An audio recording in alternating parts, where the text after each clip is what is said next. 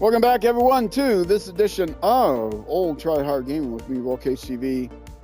They say of me, he does the best he can with what he's got, which is not a lot of, which I admit is not a lot of talent, but a whole lot of fumbling through my intro. I changed my intro recently to make sure I include my trademarked phrase, which is literally trademarked. It's not an ironic TM. If you go on my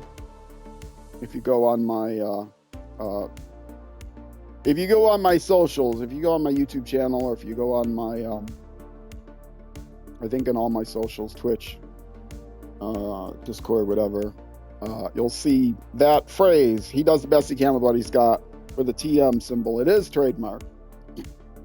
And it's trademarked in the context of it's not registered. Like one of these days I'll get it registered, but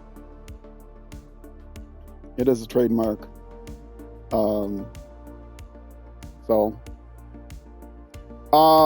Let's see. Within the context of content creating, video game content creation. And I should put that in on a timer and on a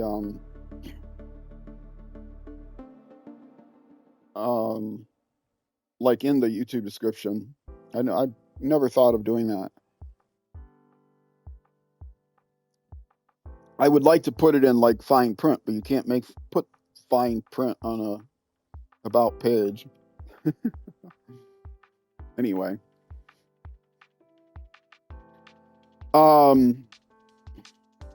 next round, we are going to the Grand Prix. Yay! And I'm in I think 18th place, because I finished at the I made it into I made it from free practice, or from official practice, into Q2. In fact, I finished first in official practice. And then in the actual qualifier Q2, I finished dead last. But I will not the stragglers that didn't make it into Q2 will be behind me, but I'm gonna finish starting 18th place anyway. Hold a second.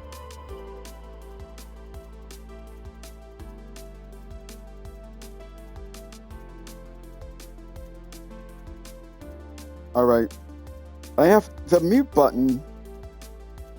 I fumble with on my roommate's phone, actually. So one, I'm not used to the sensitivity of the screen, but also I try to tap it with my thumb, and I don't think my thumb is coordinated enough to hit it without like starting to scroll the screen. So it doesn't actually. I have to get in the habit of hitting it with my index finger.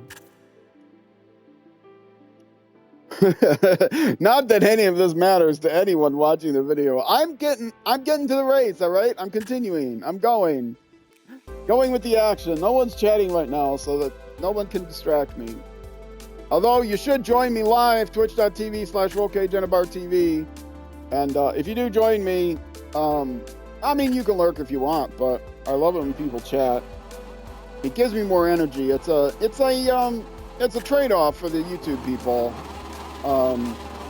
You get text on the screen that you have to either ignore or follow, but it also gives me more energy, so I think it adds something to the video.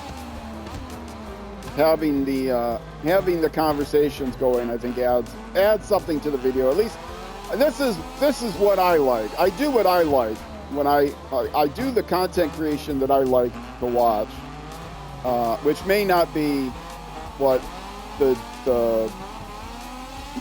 which I know is not what is typical, and so probably not what most people like. And if you look at my viewership numbers, they back up the fact that it's not what most people like. But it's a retirement project for me, retirement hobby. So yeah, I do what I like, which means I stream without a face cam. I don't like face cams at all.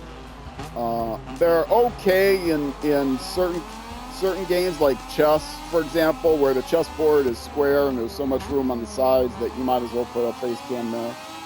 I don't like the heart monitors though that they put on chess games. It's like, I don't need to see what your pulse rate is, you know, or how much you're sweating or whatever playing a chess game. I really don't care. But but you know, I can accept the face cam.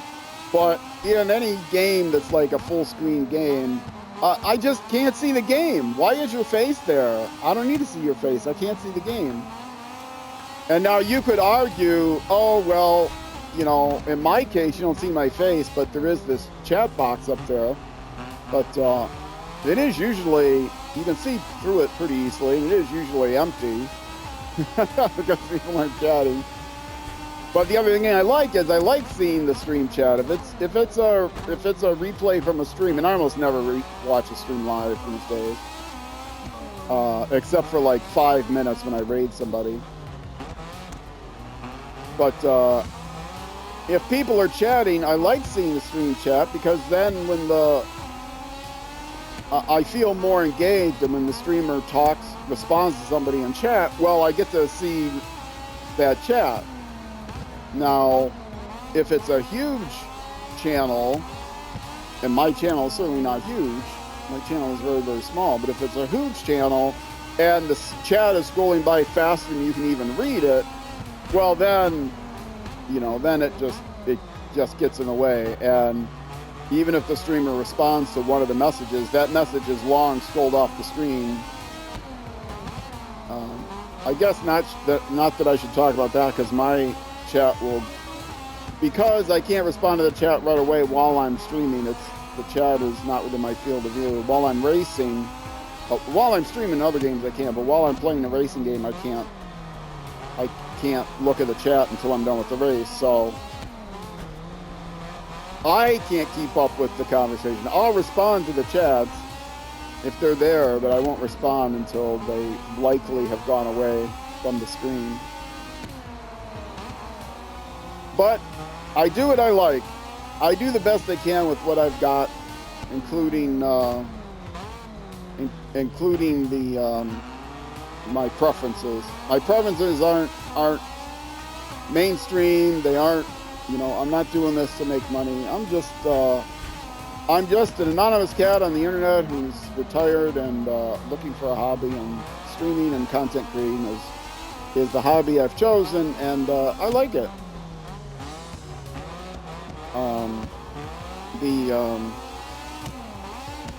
If I just streamed it didn't edit anything for YouTube, it would be a lot easier. It wouldn't be demanded at all. But it's not hard to edit the highlights for YouTube. I have a standard thumbnail set up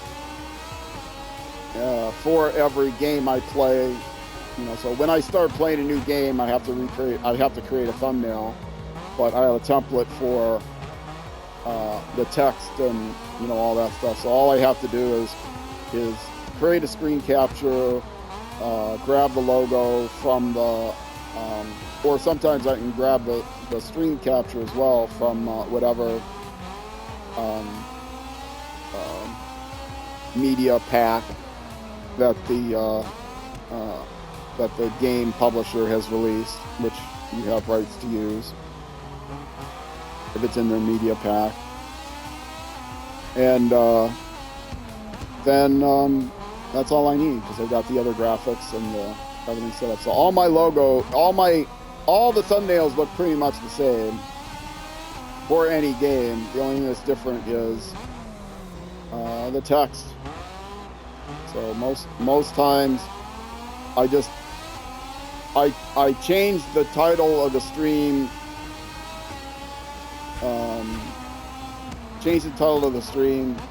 when I stream the game, and the title of the individual YouTube episode is just a shortened version of that.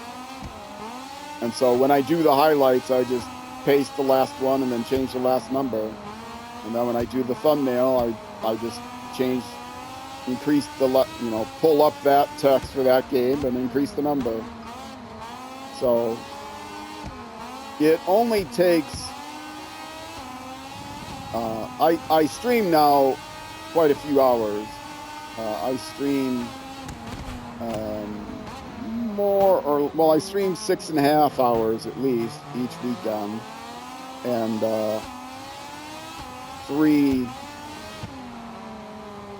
sometimes 3.5. So at the high end, let's say 3.5 each Tuesday and Thursday, which are when I stream in the evenings. And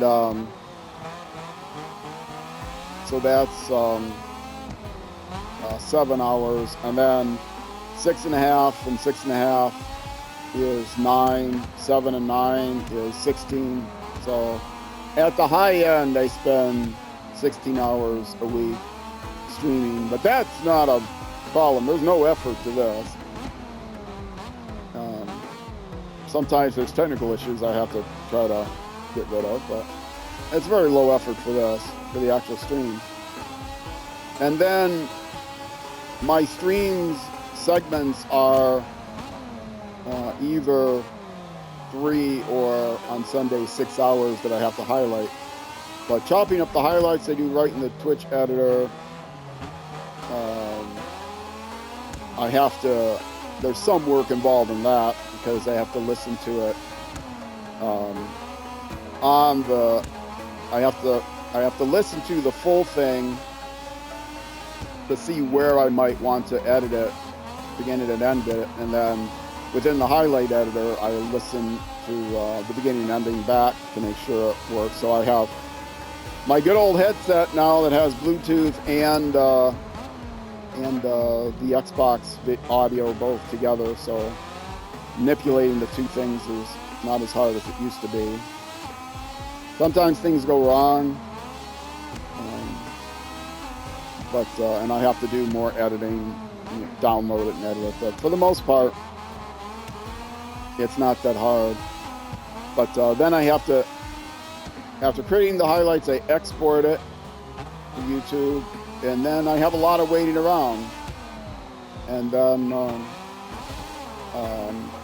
once they're all processed by YouTube, then I go in and set the thumbnails and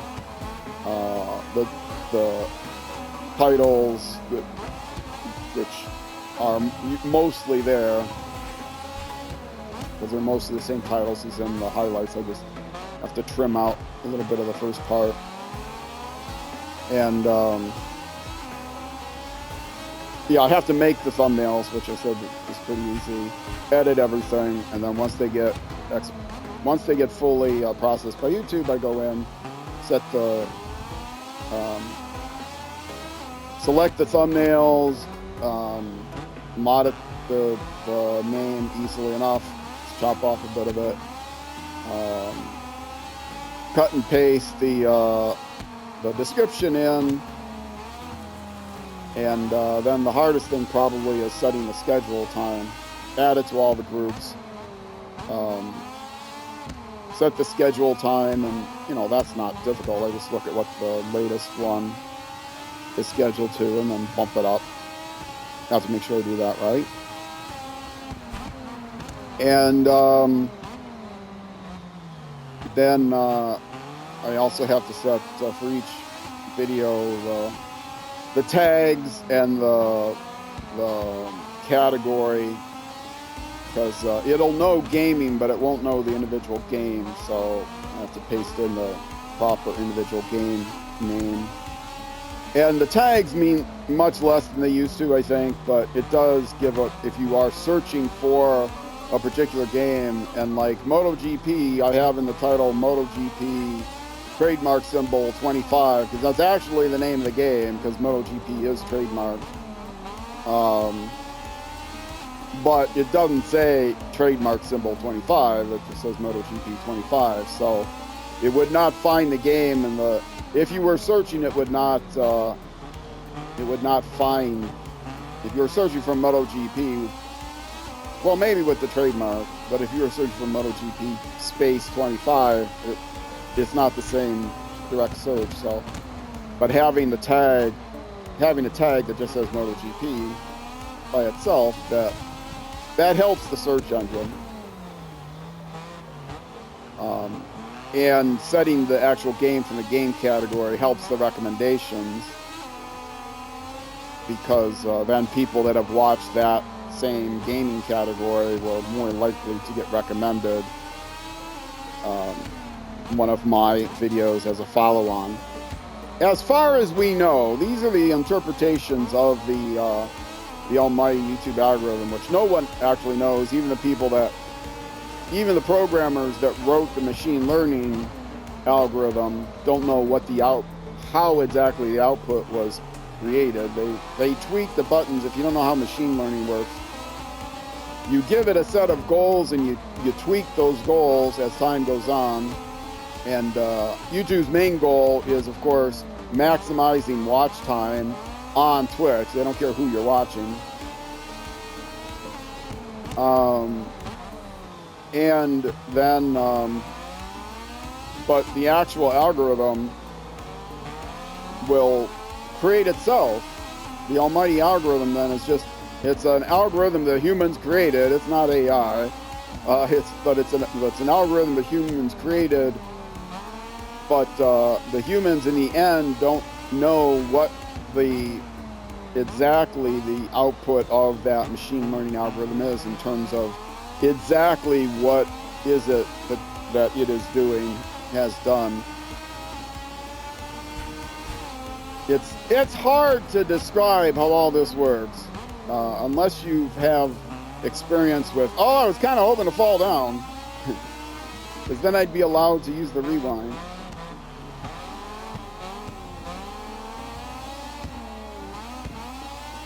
But yes, one of my pet peeves is what people call AI now. What they think AI is. You can call, like, the AI that is the computer-controlled opponents. Well, that's directly programmed in this game, for example.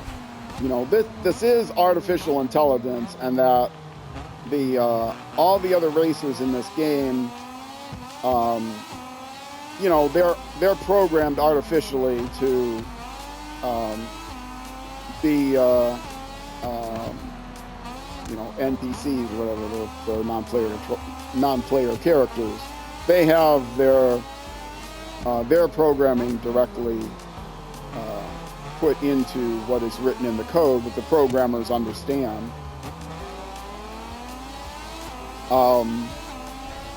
So I have less of a problem calling them AI characters. They're written by people, but you know, they're not really artificial. They're not really intelligent. They just are running on algorithms. So maybe it'd be better to control them, you know, computer players or something like that.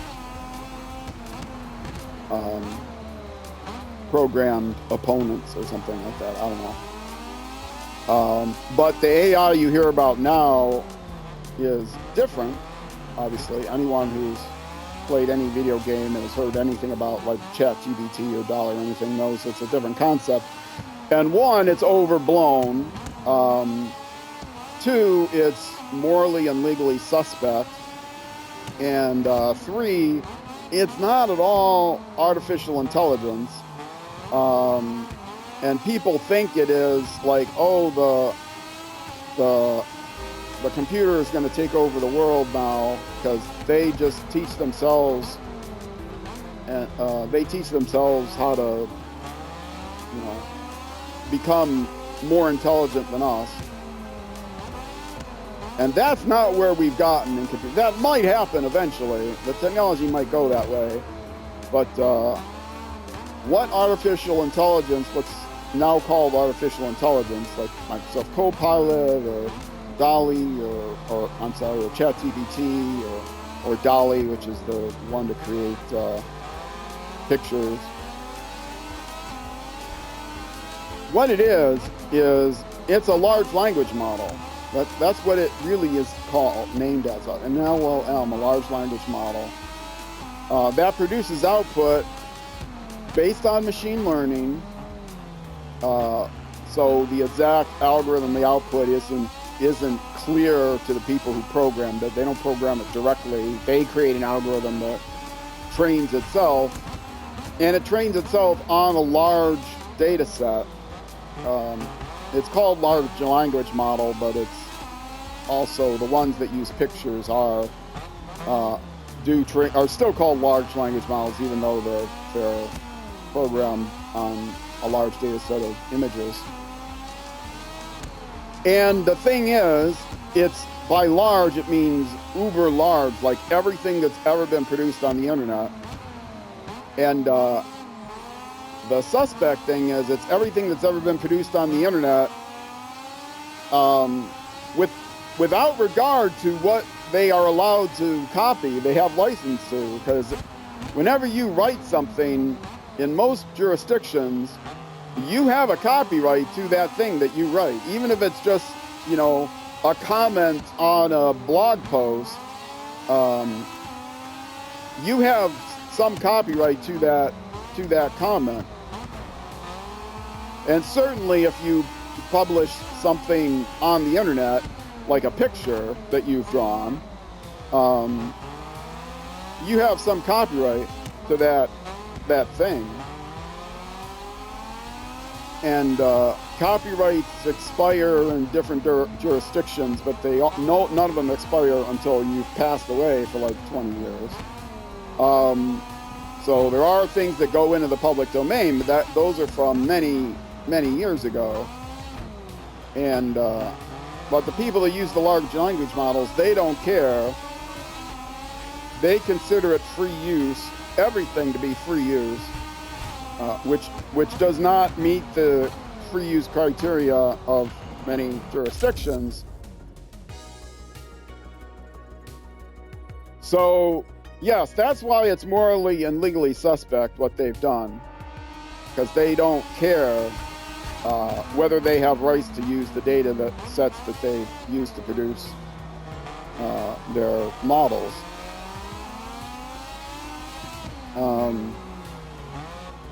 And of course, the saddest part is things like,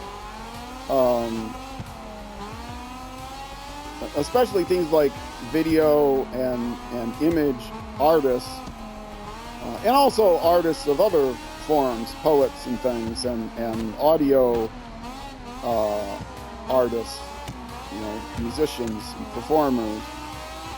They are in jeopardy of losing their position in society, all because their work was stolen. And that's really the shame of large language models. They get the producer of something who does not have the talent to do the artwork, and they don't want to pay someone to do the artwork. All of my artwork was paid and licensed. It was either done myself, the minor stuff, or the major artwork was I paid an artist to do. And XLam Art and Twitch chat will give her some credit. I should probably put that in a bot too, but I've got a lot of bots. But XLam Art, my homepage artwork was done by Vica Kukats, which is spelled and pronounced the way it sounds if you were spelling and pronouncing it in Hungarian. I can throw an XLam Art into Twitch chat, but you won't see it in... I don't think you will see it on YouTube. I should make sure it shows on YouTube. I should also make sure I have that on... I actually own the copyright to it because it's a paid... I contracted her to do it, so I own the copyright. It was a quote work for hire, but yes. Vica Kukats, which is spelled Vicakuka, and she's Vica Kukats 200. So Vicakukac 200. That's her handle on Instagram, Twitter, and Discord. So you can find her in all those places. I haven't contacted her to find what other places she is, but yes, I use an actual artist. Artists contact me all the time on Discord, and I feel bad for them. I feel horrible for them because, again, their artwork has been and it continues to be stolen by the people that make the large language models. And so if you have Canva, and Canva, creates all the artwork for you based on no, I accidentally hit a button. No. B is play again. I thought B was escape the menu, but no. Fifth in championship, fifth in the race, fifth in the team. That's me. But yeah, large language models are evil, but people use them because they're convenient. They don't have to pay, especially large corporations. They can get one of their employees that has no artistic ability and make their own videos or AI. They don't have to hire professional voice actors. On YouTube, probably 3/4 of the content on YouTube is AI voiced, but those voices were created by all the people that did the voicing. Now, a lot of those are works for hire, but the corporations that they hired them to do are not the same corporations that are using the large language models who stole the work of the previous corporation. There's actually, I don't remember who it was, but somebody created a service that used an AI engine that was stolen directly from a character who sounded exactly like a character. And they didn't hire another person to do it. They had an AI voice, like Siri or something. It sounded directly like somebody else, an actress, and I can't remember her name, and she sued them and they changed it. Because it was so similar to the character she actually played in the movie, and it sounded very similar to her voice. But they didn't directly copy her voice. They didn't take clips out, but they clearly trained the algorithm on her voice. Anyway, I can't think of who it was. Very popular actress, awesome actress, but I can't remember her name right now. Anyway, I finished at least 15th. Yay! Oh, do I have a race off? I have a race off. No, I have to choose my path. Oh, this is awful.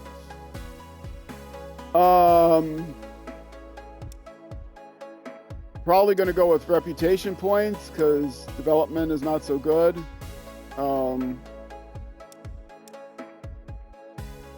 This is 3 with no development points. This is 3 with 2 reputation points. This is just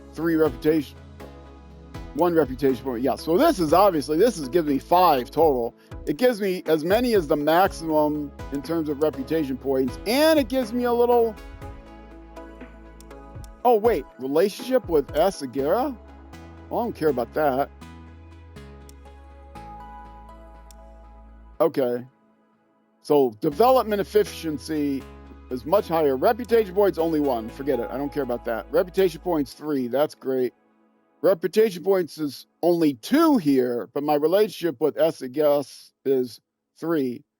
Why should I care about my relationship with you? I mean, maybe you're on Red Bull or something, but I don't see a Red Bull logo, so I'll take this one. Well, this is still like... No, it's only 2 reputation points. 1 reputation point, 3 reputation points. That's what I want. The most reputation points. Because that gets me up the chain to be eligible for better teams. I have one new message. Let's see what that message is. Having finished in front of Arcade should prove to everyone that I already knew. I'm the best rider. Is that my teammate saying that? I can be a jerk. This weekend went well for you, but I'll be looking to close the gap in the next race. That's actually not that bad. But the thumb up one is it hasn't been an easy weekend. I'll talk with the team to try and find the right solutions and get straight back out there. Yeah. I think that's my teammate.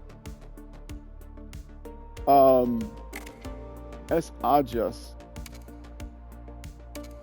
Yeah, let's go to the paddock. No, that's not my teammate. Okay. Well, that's fine then. I could have afforded to not be so friendly with him, but okay, let's see where he is.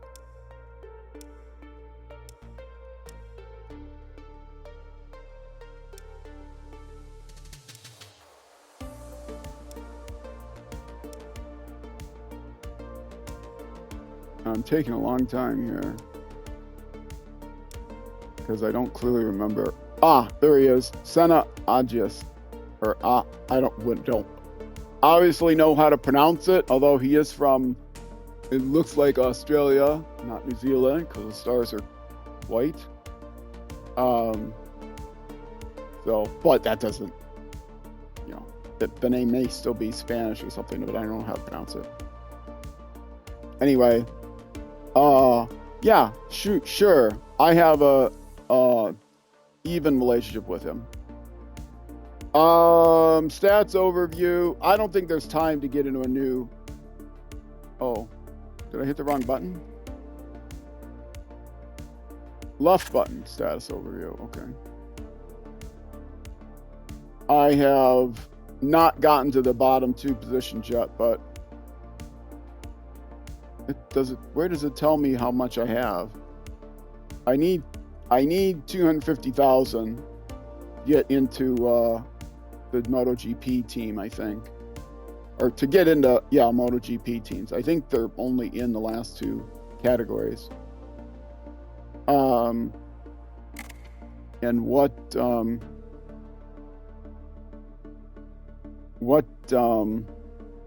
are my current ones? That's standing. Does it tell me what my...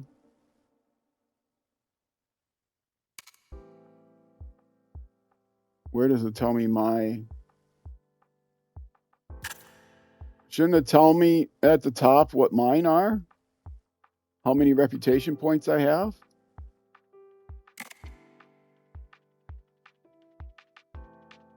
I might have to exit back. Anyway, bike development. Oh, I do have a briefing. Okay, cool. I hope they're fixing that controlled fuel delivery, but it doesn't look like it.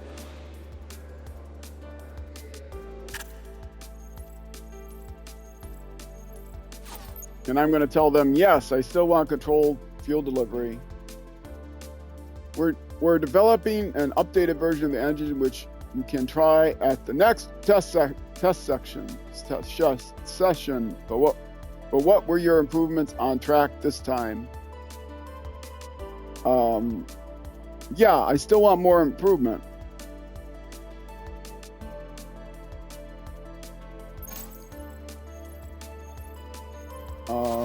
Because I still need to get up that controlled fuel delivery. No, I'm not struggling to control it. Can I go back?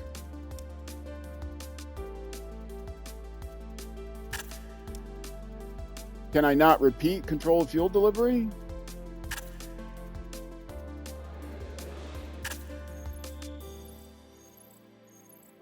My only option there was...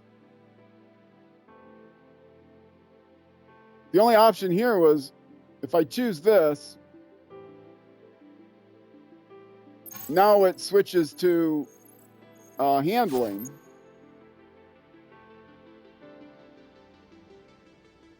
Well, I don't want that. I want to do controlled delivery again. So I obviously have to say no here.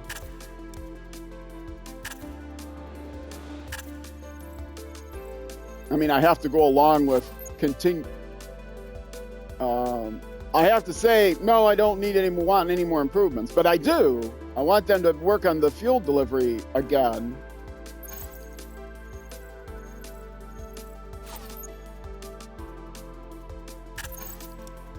Okay. Well, I guess they'll keep working on it based on that. After the next race, they'll ask me, do I want to keep doing the fuel delivery? I'm going to say yes, because it's terrible. We'll see how far it gets. But, after that, then maybe I'll work on the handling. But the fuel delivery and the handling and the stability will all be even. So maybe I keep working on the controlled fuel delivery until it's out, and then I can say frame. I don't know. I don't know how it works. I want to try to find what my points are. There's got to be a way of finding what my points are.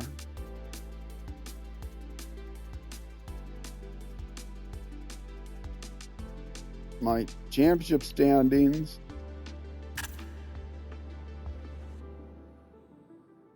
My reputation points. Well, there doesn't have to be, but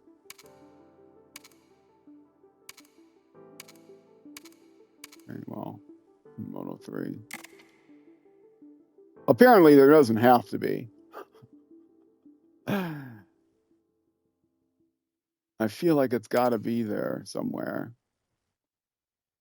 There's rider customization here. Team objectives, career record.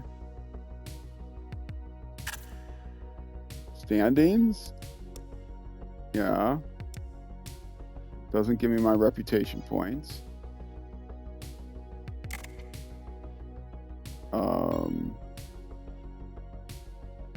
Overall standings. Oh, wait, there it is. It's right there. Aha. I figured it was there, and I was just blind and couldn't see it. No. It's right there in the big center, in green, in with bright green. All I saw was the rider customization. The physical fit, that's not the physical fitness number. It's 159,700 out of 250,000 Repu points to get to Challenger. Well, to be fair to me, I wasn't looking at that screen for that long. Okay, so I am in Challenger, and I need 250,000 to get to the next category, which is winner. Okay. Yeah. All right, so I'm not a winner yet, but I have less than 100,000. I'm 2/3 of the way to being a winner. I am a winner. I will be a winner. Someday I'll come back and be a winner. You wait and see. All right. Well, I don't think I have time to do the next round. If I start the next round, I don't have time to do it. If it was a race off, I'd have time, but to do the official qualifier takes a little bit long, so I'm not going to have time to do it. So this is going to be a shorter episode. Where am I? I guess I could do a couple of laps.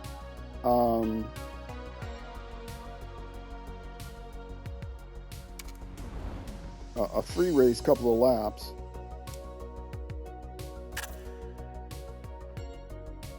No, cancel.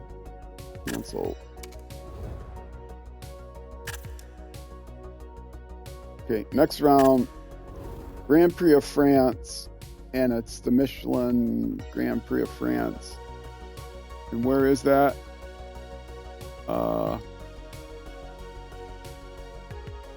What course is that? Do I have to select it?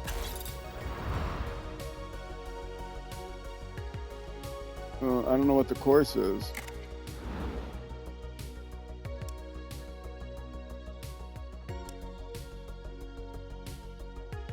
Because if I do a free race, I have to select it. This says s.r.l, Michelin Grand Prix of France. Well, that's makes it difficult because I want to do a free race.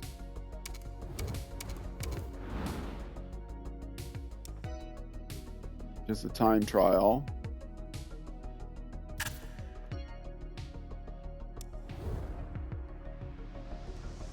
And I want to choose me, which I am chosen. Yes, that's me.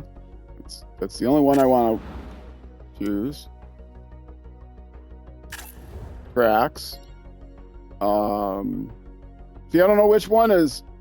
Oh, it says there in small print. Grand Prix of France. Michelin Grand Prix of France. Okay, that's where I want to go. And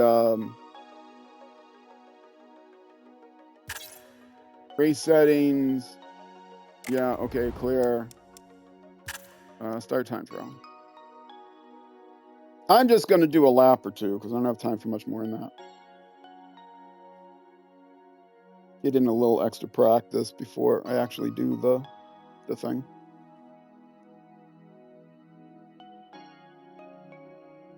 And I'm running late on the stream anyway. My snow runner stream was supposed to start around quarter to 4. It's already almost 4, so.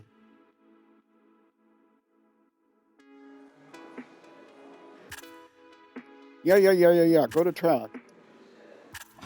Yeah, go. I don't have a lot of time.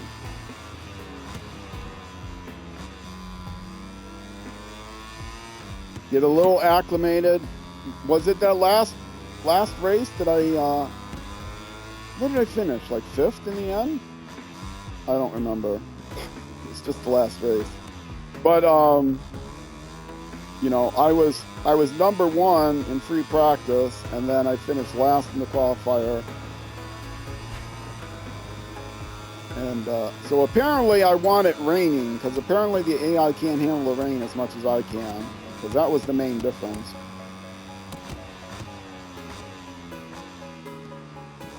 I should remember this Le Mans turn here. I mean, this course, I should know like the back of my hand. It is the Grand Prix course in Le Mans, although in other video games when I play Le Mans, I obviously play the 24-hour Le Mans full course, because who wouldn't? But sometimes I do play the Grand Prix course. This you know, is the same Grand Prix course, I think, that every racing game plays in, so.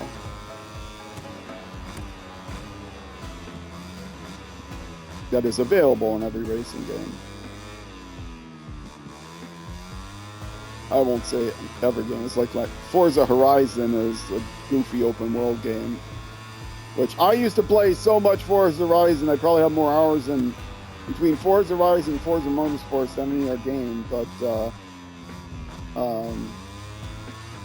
I have not purchased the new Forza Motorsports, because I would need to set up my new Xbox to play it, and it's low on my priority list. And the latest version of Forza Motorsports seems to have a bug that it doesn't run well on the Xbox One Series X, or Xbox One X. It's not Xbox One Series, Xbox One X. Well, yeah, it's an invalid lap, but it's the only lap I'm going to take.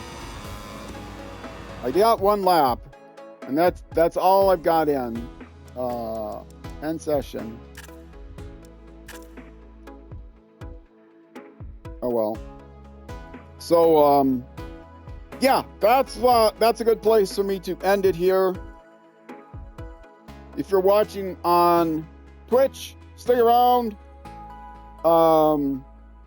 yeah, this is the end of the MotoGP segment. But Twitch, stick around. I'm going to be playing some SnowRunner next.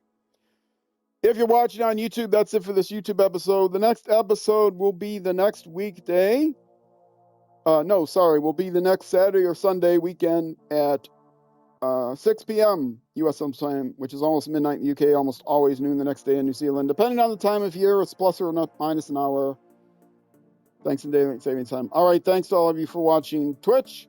Stick around, YouTube. I hope you have a great night, and wherever you end up going on the road or in life, be sure to enjoy the drive. All right, Twitch. SnowRunner incoming. YouTube, I'm out of here. Bye-bye.